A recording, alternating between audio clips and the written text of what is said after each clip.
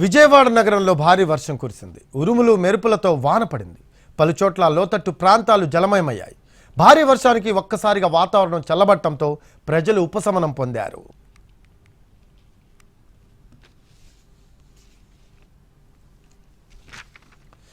తూర్పుగోదావరి జిల్లాలో ఈదురు గాలులతో కూడిన వాన పడింది.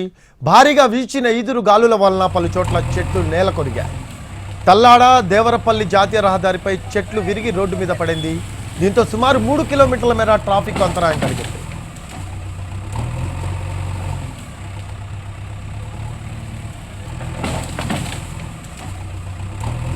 తూర్పుగోదావరి జిల్లాలో ఈదురు గాలులతో కూడిన వాన పడింది.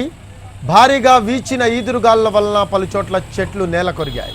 తల్లాడ దేవరపల్లి జాతీయ రహదారిపై చెట్లు విరిగి రోడ్డు మీద పడ్డాయి. దీంతో సుమారు 3 కిలోమీటర్ల మేర ట్రాఫిక్ అంతరాయం కలిగింది.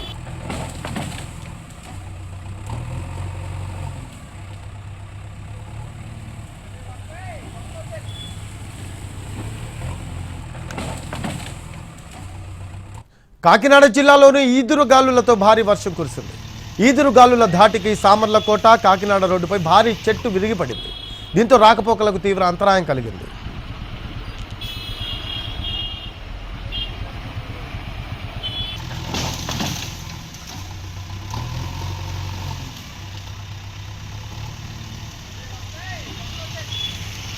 ఖమ్మం జిల్లా సత్తుపల్లిలో వర్షం దంచి కొడుతుంది.